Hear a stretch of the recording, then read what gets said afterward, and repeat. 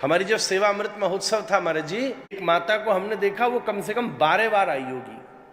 अब व्यवस्था में हम क्या करें, मंदिर तो वही है, उसको तो बड़ा नहीं किया जा सकता, पर सब बालकों ने परिश्रम करके व्यवस्था बनाने की जरूर कोशिश की। कई लोगों को उसमें आगे पीछे लगा। फिर जब हमने एक दिन चौथे पांचवें दिन बालकों ने बताया, सब बेचारे कोई सिक्योरिटी तो थी नहीं, वैष्णवी थे, अपनी बुद्धि से प्रयास कर रहे थे। एक दिन जब खुले ही छोड़ दिया तो फिर सबको दम घुटने लगा, बोले तो नहीं वैसे ही रखो। हमने एक माता को देखा ऊपर से, देवीदास बार बार वो आ जाती। तो जब बहुत समय हो गया, कम से कम 10वीं बार हो गया, तब मैंने पूछा कैसे?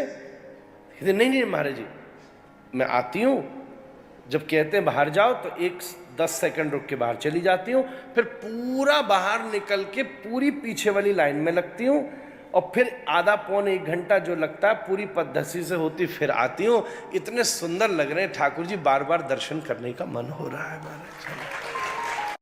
तो कोई शिकायत नहीं है, कोई प्रॉब्लम नहीं है कि ओ हमें हटा, मैं जानती हूं छोड़ देंगे तो क्या स्थिति होगी, दम घुट जाएंगे, लोग मर जाएंगे।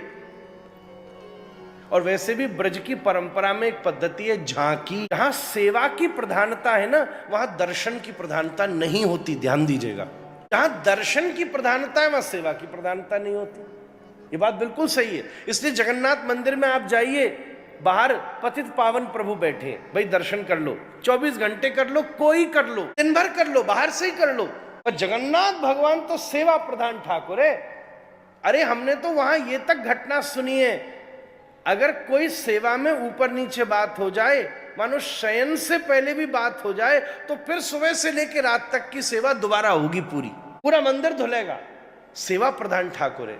हमसे कितने लोग कहते महाराज इतनी भीड़ आई है तो दिन भर दर्शन खोल दो विराधरमण जी के, सवेरे 5 बजे से लेकर के रात में 10 बजे तक खोल दीजिए, दोपहर में भोग वोग लगाना 10 मिनट लगा लीजिए, सबको दर्शन हो जाएगा। अरे हमने कहा ऐसे निर्दयी मत बनो महाराज, कोई ये वॉचमैन है क्या जो खड़े रहेंगे दिन भर, आ जाओ आ जाओ आ जाओ? नहीं भैया, वृंदावन के ठाकुर सेवा प्रधान ठाकुर है महाराज। नेक नेक झांकी होती है, बस मन के द्वार पर ठाकुर जी का नित्य दर्शन। इस समय विचार करो, वाह अभी लगभग 4:30 बजने को आया है, बस ठाकुर जी के उत्थापन की तैयारी चल रही है। भाव क्या है कि श्री ठाकुर जी गए, अब गौ चरण से लौटना प्रभु ने शुरू कर दिया है। देखो क्या बढ़िया आनंद आ रहा है। इस समय श्री ठाकुर जी एकदम लौटना शुरू कर चुके हैं। धूल धूसरित ठाकुर जी का स्वरूप है, ये छवि है इस समय। आगे गाए पाछे गाए, इत गाए उत गाए, लकुटी लेके लाल जी और गैया की धूल, चरणों की धूल से धूसरित हुए, सब ऊपर दिव्य धूल धूसरित हो गए महाराज। केस भी ऐसे भूरे भूरे से लग रहे हैं, यूं करें तो धूल झड़े। शोभा है, ठाकुर जी तैयारी कर रहे हैं। सही बात है, दर्शन में तो कई बार स्वार्थ भी है, इसलिए झांकी आ गई।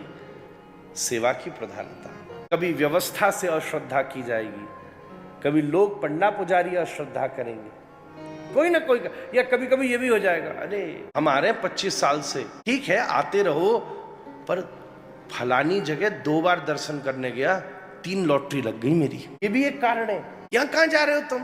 वहां चलो, वहां जाओ, एक बार जाके परिक्रमा तो लगाओ, प्रणाम तो करो, देखो अभी तुम्हारी कामना पूरी होती है। सोचेगा वाह अच्छा, अपने यहाँ चाहे कितने भी हनुमान जी हो, वो दौड़ के जाएगा वहां, वही हनुमान जी तो हनुमान जी है, सेवा करो ठीक से तो आनंद होगा। कितने प्रभाव पड़ते हैं हमारे ऊपर, हमारे भीतर। कलयुग डरता है ना फिर, इसलिए हमारे आसपास ऐसी व्यवस्था और लोगों को भेजेगा, क्योंकि कलयुग को भय लगता है कि मेरा राज्य क्षेत्र कम हो रहा है। विषय को समझना, जब कोई माथे के ऊपर तिलक लगा के गले में कंठी बांधकर उत्तोलित बाहु होकर बोलता है ना हरि बोल, तो कलयुग का राज्य शिथिल पड़ता है महाराज। अब भैया किसी की सीमा शिथिल पड़ रही हो तो उसको भय तो होगा ही। मतलब आप एक चीज समझिए महाराज जी, कलयुग ये कभी नहीं चाहता कि आप भजन करो, क्योंकि उससे वो वीक पड़ता है। और वो क्यों चाहेगा कि हम वीक पड़े? कोई भी क्यों चाहेगा? हम तुम भी नहीं चाहेंगे कि वीक पड़े, वो कभी नहीं चाहता। इसलिए वो आसपास ऐसी कोई ना कोई बात करेगा कि तुम्हारा ध्यान उधर उधर जाए, और तुरंत उससे उसका बल बड़ी दिव्यता के साथ व्याप्त हो, उतना बलशाली बने। वो चाहता ही नहीं कि तुम करो, कोई ना कोई कारण पैदा कर, अरे वहां मत जाओ, इधर जाओ, ये देवता बढ़िया है, ये कामना पहले पूरी करता है, यहाँ के लोग अच्छे नहीं है, अरे अरे यहाँ की व्यवस्थाएं खराब हैं, खूब कोशिश करेंगे।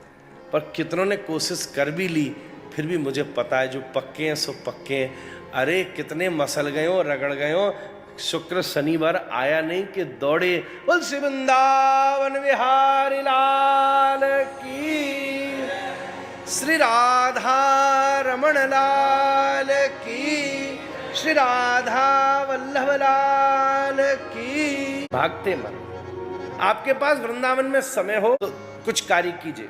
पहली बात, निश्चित जमुना जी का दर्शन, रज महारानी को प्रणाम, और उसके साथ साथ अपनी जो सप्त देवालय और सप्त निधि, देवालय और निधि में विशेष 2 स्थानों का और भेद है, श्री राधा वल्लभ लाल, बांके बिहारी लाल, इसके बाद में राधा रमण लाल, गोविंदेव, गोपीनाथ, मदन मोहन, गोकुलानंद, श्याम सुंदर, श्री दामोदर जी और श्री जुगल किशोर जी।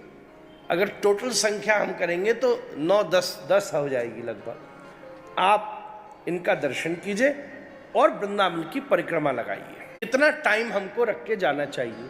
अच्छा, कोई बोले इतना तो अवकाश ही नहीं है, सुबह जाके रात्रि में वापस लौटना है, तो फिर दूसरा विकल्प हम आपसे विनती करते हैं, आप श्री राधा रमण लाल, श्री बांके बिहारी लाल और श्री राधा वल्लभ लाल का दर्शन कीजिए और श्री वृंदावन की परिक्रमा लगा लीजिए। 10 किलोमीटर के लगभग परिक्रमा है, 2-2.5 घंटा में आराम से हो जाएगी और 2-2.5 घंटा में दोनों तीनों दर्शन हो जाएंगे और हापुड़ वापस, ठहर मत जाना उसके बाद। और समय कम हो तो फिर देखो, कहना तो नहीं चाह रहा पर क्या करें, एक साध है सब सद है, अब हम क्या करें, कहना तो नहीं चाह रहे पर अब जाकी रोटी खामे वासे नमक हरामी करना ठीक नहीं है हमारा। इसलिए सीधी बात है, इतना टाइम कम हो तो बस एक ही बहुत है। कौन है वो एक? ओ जय जय राधा रमण हरि बोल। पता नहीं कौन सा सुर लग गया, राधा रमण हरि बोल।